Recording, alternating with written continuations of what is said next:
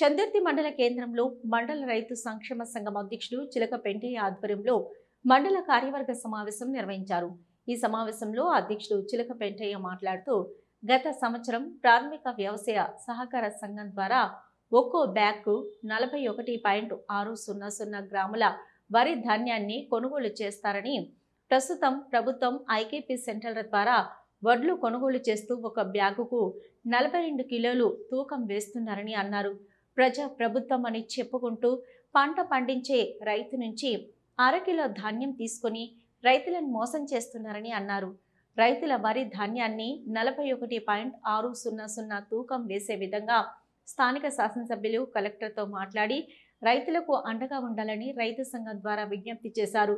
ఈ కార్యక్రమంలో రైతు సంక్షేమ సంఘం పాలకవర్గ సభ్యులు, రైతులు పాల్గొన్నారు.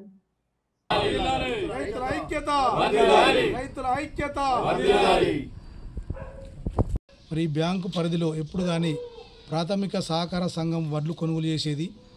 మరి వడ్లు కొనుగోలు చేసినప్పుడు రైతులు 41,600 గత సంవత్సరం కూడా తుకం వేసిర్రు.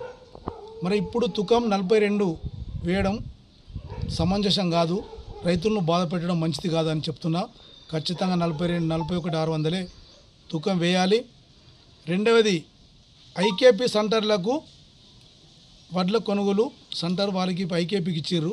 మరి ప్రాథమిక వ్యవసాయ సంఘంకి ఇవ్వలేదు అంటే కొన్ని కారణాల వల్ల సమస్యలు ఇక్కడ చూపెడుతున్నారు కాబట్టి మేము ఏమనలేకపోతున్నాం. మరి ఈ ప్రభుత్వం ఐకేపీ సెంటర్ల మహిళా సోదరిమాలను కోటేశ్వర్లు చేస్తా అంటుర్రు, సంతోషం, ఓకే. మరి అన్నం పెట్టే రైతుకు అర్ధ కిలో తీసుకుపోయే వడ్లు వాళ్ళకి ఎక్కువ జోక్కుంటే ఐకేపీ సెంటర్ ఉంటే మరి రైతులను బిచ్చగాళ్ళు చేస్తారా? రైతుల మీద ప్రేమ ఉండాలి. ఎందుకు ప్రభుత్వానికి ప్రేమ ఉండదు? అందుకే చెప్తున్నా, స్థానిక శాసనసభ్యులు ఆదే శ్రీనివాస్ గారు ప్రభుత్వ వైపు గారికి నేను ఒకటే మనం చేస్తున్నా, కలెక్టర్ తీసుకున్న నిర్ణయం అంటారు ఇక్కడ ఐకేపీ వాళ్ళు. ఖచ్చితంగా మీరు కలెక్టర్తో మాట్లాడి గతంలో జోకిన విధంగానే 41,600 తుకం వేయవలసిందిగా నేను మనవి చేస్తూ